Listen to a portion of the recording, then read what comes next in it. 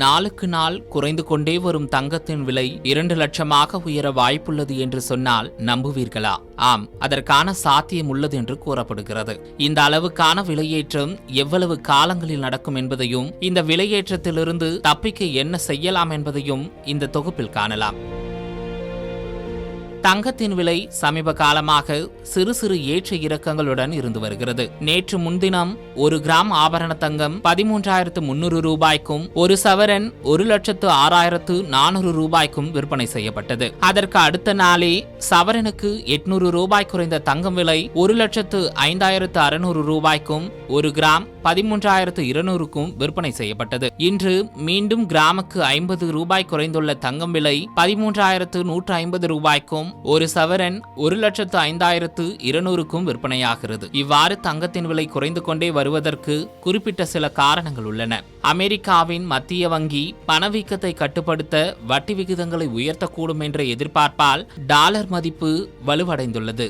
Dollar வலுவாகும் போது தங்கத்தின் மீதான முதலீடு தற்காலிகமாக குறைந்து விலையும் குறையும். இதேபோல் கடந்த ஜனவரி மாதம் முதல் முதலீட்டாளர்கள் தங்களது தங்கத்தை விற்று லாபம் பார்த்து வருவதாலும் தற்காலிகமாக விலை சரிந்து வருகிறது. ஆனால் இவ்வாறு சிறுக சிறுக குறையும் தங்கம் எதிர்காலத்தில் அதிபயங்கர அளவில் உயரும் என்று பொருளாதார நிபுணர்கள் கணித்துள்ளனர். அதாவது உலக நாடுகளின் மத்திய வங்கிகள் அனைத்தும் தங்கத்தை அதிக அளவில் கொள்முதல் செய்து வருகின்றன. மேலும் ஈரான் அமெரிக்க போர் மாதிரியான புவிசார் பதற்றங்கள் அடிக்கடி நிகழ்வதாலும் பொருளாதார ஸ்திரத்தன்மை நிலவுவதாலும் தங்கத்தின் விலை எதிர்காலத்தில் அதிகரிக்கவே வாய்ப்பு உள்ளதாம். உள்நாட்டு நிபுணர்களின் கணிப்புப்படி டாலருக்கு நிகரான இந்திய ரூபாயின் மதிப்பு குறையும் போது தங்கம் விலை இன்னும் வேகமாக அதிகரிக்கும் என்று கூறப்படுகிறது.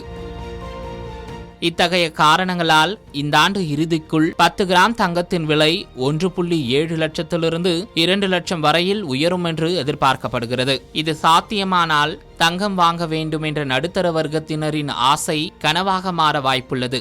எனவே தங்கத்தை சிறுக சிறுக வாங்க முயலும் போது இந்த பிரச்சனை ஓரளவு சமாளிக்க முடியும் என்று நிபுணர்கள் கருத்து தெரிவிக்கின்றனர்.